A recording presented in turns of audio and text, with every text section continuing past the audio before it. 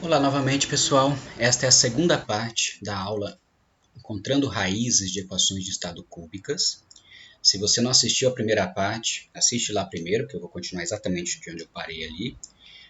Eu vou deixar na descrição desse vídeo o link para a primeira parte, se você por acaso ainda não assistiu. Tá? Então a gente já viu esses slides aqui, viu as equações de estado, equação de estado cúbica, os parâmetros, viu como fazer pelo método de substituições sucessivas. E agora a gente vai ver o método de Newton-Raphson. Né? A gente já implementou também o método de substituições sucessivas, agora a gente vai ver o método de Newton-Raphson e vai implementá-lo.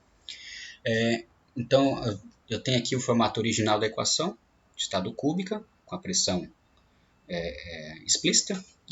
E lembrando que, como o Newton-Raphson, assim como substituições sucessivas, é um método de encontrar raízes de equações, então raiz remete-se a f igual a zero. Você quer encontrar os valores em que f igual a zero. Então, o que você vai fazer? Passa todo mundo para o mesmo lado. Posso passar esse p para o lado direito, por exemplo, e igualar a zero. Foi isso que eu fiz aqui. Então, está aqui o lado direito, passei menos p para cá, igualei a zero. E o método de Newton-Raphson, como vocês já devem ter estudado, é um método muito simples. Simplesmente a iteração é VI mais 1 igual a VI menos a f calculada em VI, essa f é essa que está aqui em cima, sobre a f', que é a derivada da função calculada em VI também.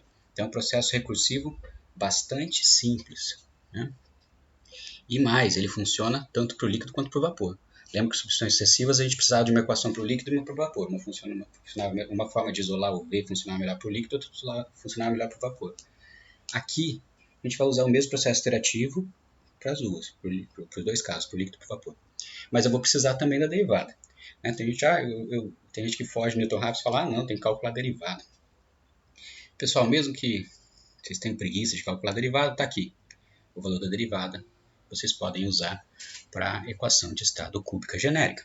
Lembrando que essa cúbica genérica, então, vai abranger todas as outras, ela vai servir, então, para Van der Waals, para Redlich-Konger, para Schwab-Redlich-Konger, para Penn-Hobson. Tá? Então, é simplesmente a derivada analítica dessa parte aqui. Esse P é uma constante, então, a derivada dele dá zero, então sobra isso daqui. Okay? Estimativas iniciais são as mesmas que a gente utilizou lá para substituições sucessivas. É claro que a equação recursiva é a mesma, mas os chutes iniciais têm que ser diferentes para eu chegar em raízes diferentes e fugir da raiz do meio mais uma vez. Então, o meu V0 aqui, minha estimativa inicial para vapor é o V do gás ideal e para líquido é um valor um pouquinho maior do que B. O critério de parada é o mesmo, a gente viu lá. A gente vai comparar os valores de duas iterações consecutivas com a tolerância. E definindo os parâmetros, faltou colocar lá em função de Z, agora que eu percebi que faltou colocar Newton-Raphson em função de Z, mas é a mesma coisa.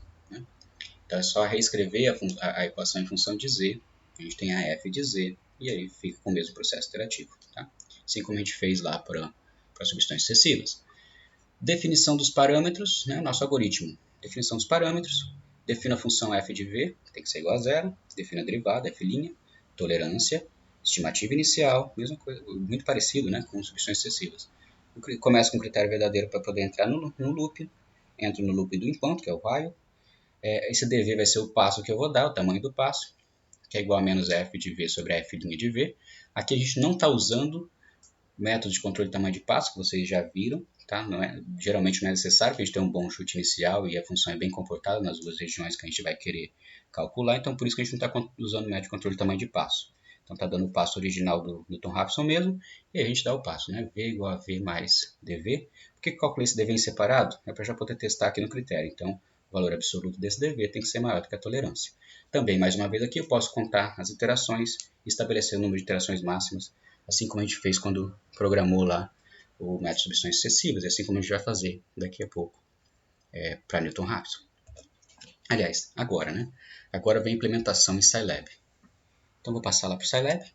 Como vocês já sabem, sou preguiçoso, vou aproveitar o que eu acabei de fazer aqui para substituições sucessivas. Se você não viu ainda, está lá no primeiro vídeo dessa aula.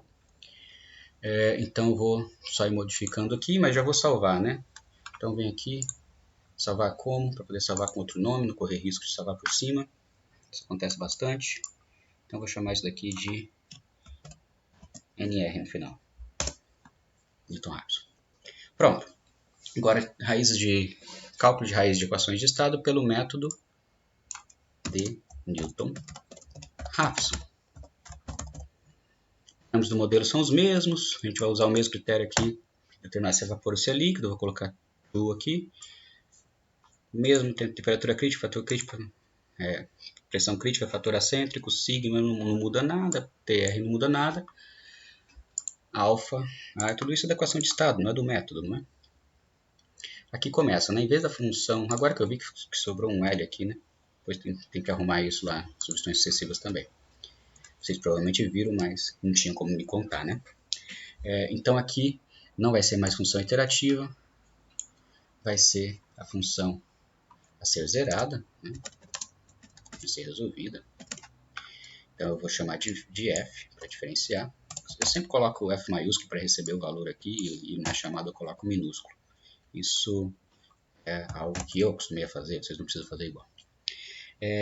Aqui eu não preciso ter esse if mais, eu vou ter uma única função para os dois casos, né? Simplesmente a função que eu quero zerar. Pronto. Então quem vai ser a minha f? A minha f vai ser RT sobre V menos B. Né? Qual é a equação? Está aqui. RT sobre V menos B menos A de TR sobre, aqui vai ficar V mais epsilon vezes B, também no denominador, tem um parênteses a mais aqui, também no denominador, eu vou ter V mais sigma vezes B. Não posso esquecer, né? Muita gente esquece, menos P. Então, essa é a minha equação de estado. Vou dar um espaço mais aqui para poder identificar melhor os termos, termo repulsivo, termo atrativo, conferindo. Aparentemente tudo ok. E aqui, de novo, usando Ctrl+C, Ctrl+V, função derivada, né? A gente precisa estabelecer a função derivada. Lembrando que a gente está seguindo esse algoritmo. Opa, passei mais para frente. Espera aí, volta. A gente está seguindo esse algoritmo aqui, então eu estou definindo aqui a função derivada. Função derivada, eu vou chamar de df. E aqui muda o sinal, né? Por causa da derivada de 1 sobre v menos b. Aqui vai ficar menos 1 sobre v menos b ao quadrado, como a gente já viu. Foi dada aqui essa derivada para vocês, né? É esse valor aqui. Essa expressão, aliás. Aqui muda o sinal também. Aqui esse a de tr, então, eu vou multiplicar pela derivada do denominador. 2 vezes v vezes epsilon mais sigma vezes v. Uma dica é vocês vezes b. Né? Uma dica é vocês usarem sempre o valor da variável mesmo, tá? Tem gente que fala, eu vou colocar o epsilon, vou chamar o epsilon de e. Depois você não vai entender o que é, então escreve, não tem preguiça, escreva epsilon. Para você depois que você ler, você vai lembrar o que é. Fica mais fácil, né? Aqui tem que tomar cuidado, isso daqui vai estar ao quadrado, né? Então aqui vai ser vezes. Se tivesse colocado parênteses, né? Já estava ok. Pronto. Vou dar um pause aqui que está passando uma ambulância. Voltando então, aqui acabei de identificar, enquanto eu esperava a ambulância passar, que aqui é mais, né?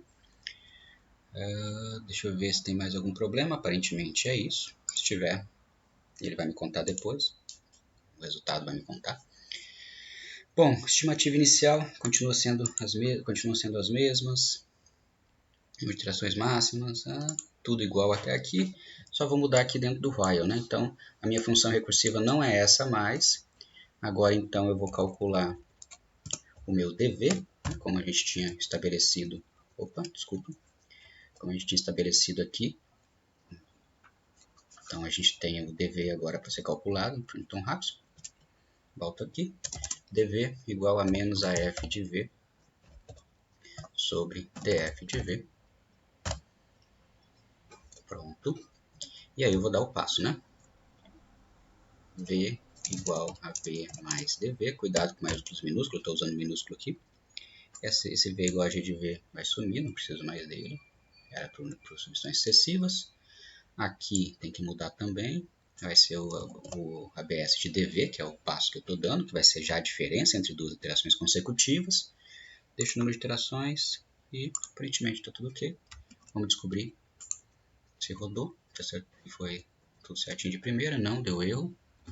Olha lá, undefined variable V, o valor de V aqui. Tem algum V maiúsculo que a gente usou, ele não me falou qual é a linha. Linha 2, linha 53.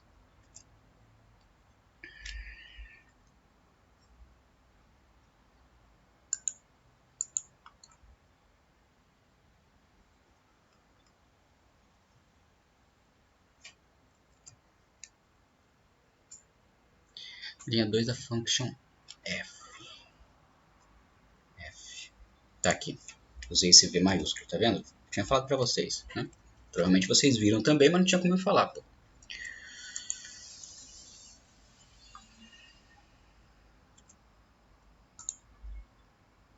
Ah, tem mais um aqui, ó.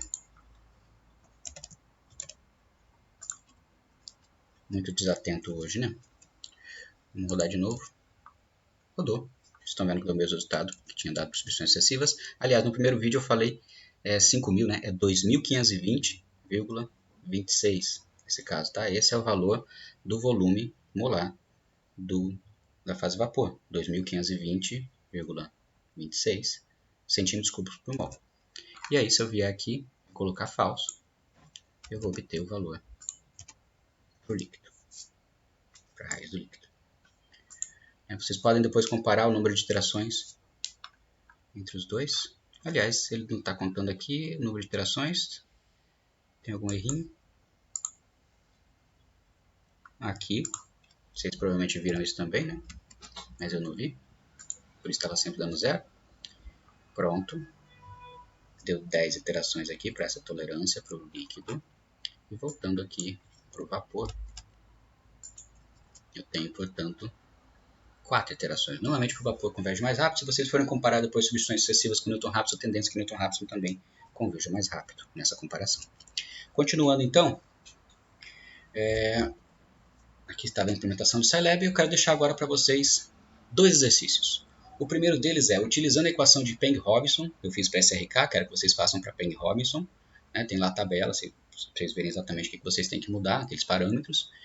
Aliás, primeiro tenta implementar a mesma coisa que eu implementei, para ver se dá tudo certo, se os valores são iguais, se vocês conseguem obter os resultados. Depois vocês mudam para Peng-Robinson. Né? Tem até aquele desafio de fazer as duas juntas usando Select Case. Né? Select Case é como se fosse a generalização do if, porque Select Case você pode ter vários casos, sem ficar fazendo LCIF. Calcule o volume de líquido saturado e vapor saturado do cloreto de metila a 60 graus Celsius e 13,76 bar. Desculpe o ponto aqui, mas é 13,76 em português, né? Dados para o cloreto de metila, dei lá o valor de TC, de PC e ômega, que é o que vocês vão precisar. Tá? Então, calculo lá o volume do líquido e o volume do vapor. Resposta, já deixo a resposta com vocês aqui, colher de chá para vocês, né? Sempre me pergunta o gabarito, tá aí. Então, o objetivo é vocês treinarem a programação para ver se vocês programaram corretamente. Vocês podem comparar com esses valores. Volume molar do líquido saturado, 59,47 cm3 por mol, e do vapor saturado, 1.662 cm3 por mol, para essas condições de T e P. E o exercício 2, né, eu vou começar a desenvolver ele com vocês, mas eu vou deixar a parte numérica para vocês. É um exercício que originalmente foi proposto para ser resolvido com a tabela de vapor d'água. A gente pode comparar, né, o desempenho da equação de estado com o resultado da tabela de vapor. Vocês veem que usar a tabela de vapor, nesse caso, é muito mais fácil, né, do que aplicar a equação de estado. Mas a gente não tem como ter uma tabela para cada fluido com o qual a gente vai trabalhar. Então, vapor d'água superaquecido a 500 kPa e 300 graus Celsius. Cuidado com as unidades. expande-se isentropicamente, né? Ou seja, um processo isentrópico é um processo a entropia constante, ΔS igual a zero, essa vai ser a nossa equação principal, até 50 kPa. Então, minha pressão final é de 50 kPa. Isso é uma expansão típica de uma turbina, né? Então, isso seria a expansão em uma turbina isentrópica, que é uma turbina com uma eficiência isentrópica de 100%. Calcule a variação de entalpia, supondo que o modelo do gás ideal se aplica para a fase vapor. Tá? Então está aqui dados Cp sobre R, foi tirado do Smith-Van em função de temperatura. Estou considerando que o Cp está variando com temperatura. Dou aqui a temperatura de saturação a 50 kPa, que é um dado importante, que é 81,35 graus Celsius, porque a primeira hipótese que eu vou supor que não vai ter mudança de fase, depois vou ter que comparar com essa temperatura para ver se está correta essa hipótese. E o ΔHVAP, né, o calor latente de vaporização, é 2.305 kJ por quilograma. Estou supondo que ele seja constante. A gente sabe que ele varia com a temperatura, mas aqui a gente está supondo que ele seja constante. Okay? Então, fontes de erro, considerar a água até 5 bar aqui como sendo o gás ideal, ΔHVAP, que não varia com a temperatura. Depois a gente vai comparar com a tabela de vapor d'água para ver quanto de erro isso vai dar. Começar a solução com vocês, então, esse 500 kPa equivale a 5 bar, para ir para as mesmas unidades que a gente vinha usando, de R, né? Temperatura de 300 graus Celsius a 523,15 Kelvin.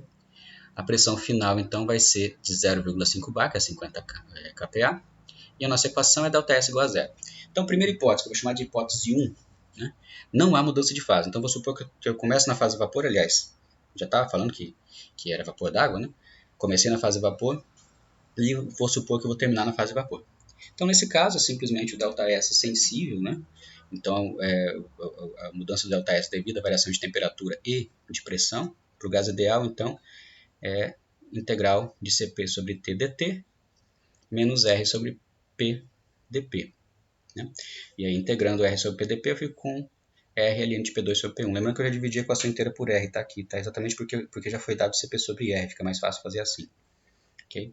Isso é igual a zero. Então, eu recomendo que vocês parem o vídeo aqui e tentem resolver. Né? No próximo, já vou avisando que no próximo slide tem spoiler. Tá? Bom, não era nesse slide exatamente que spoiler, eu enganei vocês.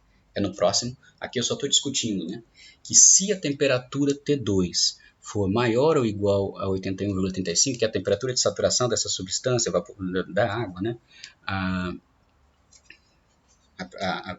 pressão especificada, né, que era de 50 kPa, pressão final.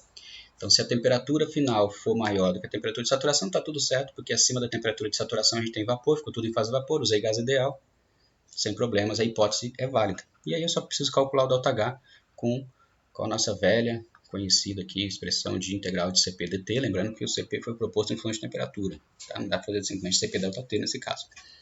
Mas se essa temperatura final for menor que 81,85, que é a temperatura de saturação, então isso é um sinal de que vai ter mudança de fase, ou seja, vai ter uma condensação parcial daquele vapor que estava presente inicialmente, passou pela turbina e condensou em parte.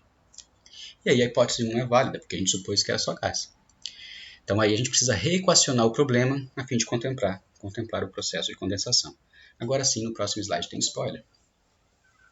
Então se você não gosta de spoiler, você pode resolver lá a primeira proposta com a hipótese 1 para obter esse valor de T2 antes de ver o próximo slide. Bom, o spoiler então é que resolvendo para T2 e considerando a hipótese 1 válida, a gente obtém uma temperatura 2 de 57,07 graus Celsius, que obviamente é menor do que a temperatura de saturação, que era 81,35 graus Celsius naquela pressão. Logo, a hipótese 1 não é válida, então o que a gente fez não valeu, só valeu para a gente saber que não tem só vapor. A gente vai supor agora que eu tenho no final líquido mais vapor saturado, em equilíbrio. Então, eu vou supor que é uma condensação parcial do vapor da água, e nesse caso, a gente vai ter então que o T2 é igual a Tsat. É importante vocês resolverem aquela hipótese 1, tá? Ainda que a gente tenha visto aqui já que ela não valeu, a gente só tinha como saber se a gente resolvesse, né? Porque é aquela que vai requerer um método de resolução de sistema de equação, nesse caso de equação não linear. Então vocês vão ter que aplicar Newton-Raphson ou substituições sucessivas, né? Para essa equação aqui. Então aqui vocês vão ter que resolver Newton Raphson substituições sucessivas, aplicar o método para poder obter o T2. Tá? Ainda que vocês já saibam agora, né, já dei esse spoiler para vocês, estraguei a surpresa, vocês já sabem que essa equação não está completa. Eu preciso agora contemplar, então, mais uma parcela aqui, que seria o ΔS devido à condensação parcial. Como que eu faço isso? Bom, então supondo que a condensação parcial, T2 é igual a Tsat, está aqui Tsat, né, no lugar do T2. Então, essa parte aqui de variação com T e P continua a mesma. O que vai aparecer é um novo termo aqui devido à mudança de fase. Então, menos XL, que é a fração que condensou. Cuidado com unidades aqui, tá, pessoal? Porque o CP está... Esse CP sobre R, então, claro, ele vai receber a unidade de R. Aqui faltou eu escrever ΔS sobre R, tá? Porque eu dividi a equação inteira por R. Então, esse ΔS aqui é ΔS sobre R. CP sobre R, o R sumiu daqui e apareceu um outro R aqui, né? Então, a equação inteira está dividida por R, tá? Então, desculpem a falha aqui, faltou dividido por R. Isso não muda nada na equação, porque 0 dividido por R dá 0. Né? Então, felizmente, dá o mesmo resultado. Esse XL, então, é a fração condensada. Cuidado com a unidade que você fez. Se você preferiu passar todo mundo para base mássica ou base molar, dependendo do que for, esse XL pode ter um valor diferente. O que eu fiz aqui, eu passei tudo para base mássica. Então, o que vocês vão ter aqui, o resultado que eu vou dar para vocês é a fração mássica de líquido, tá? Que condensou. Finalmente, então, a gente pode calcular XL, né, por essa equação aqui. Então, reparem que vocês podem calcular XL por um método de resolução de equações não lineares, mas de fato, em XL essa equação é linear, eu posso simplesmente isolar o XL aqui e resolver diretamente de forma analítica. Tá? E aí a variação de entropia do processo, de entalpia do processo, né, vai ser a parte do CPdt, integral de CPdt, menos o ΔH do que condensou, né? Menos, exatamente aqui, esse sinal de menos nos dois casos, exatamente porque a gente está tratando de condensação e não de vaporização. Tá? Então, XL vezes ΔHVAP. E aí, a resposta, mais um spoiler para vocês, mais uma colher de chá, XL é igual a 0,02, né? E ΔH menos 471,65, para vocês poderem conferir se vocês resolveram corretamente. Pela tabela de vapor d'água, o XL dá exatamente o mesmo, né? Lembrando que é base mássica, tá? E o ΔH, menos 466 kJ por quilograma, valor próximo o suficiente para as aproximações que a gente fez. Pessoal, então, fico por aqui. Obrigado mais uma vez pela atenção. E só mostrando a referência que eu usei, né? Os dados termodinâmicos que eu peguei foi do Smith, Van Ness, Abbott. As referências para os métodos numéricos já foram dadas nas respectivas aulas sobre esses métodos numéricos. Agora sim, até mais. Vou fechar aqui.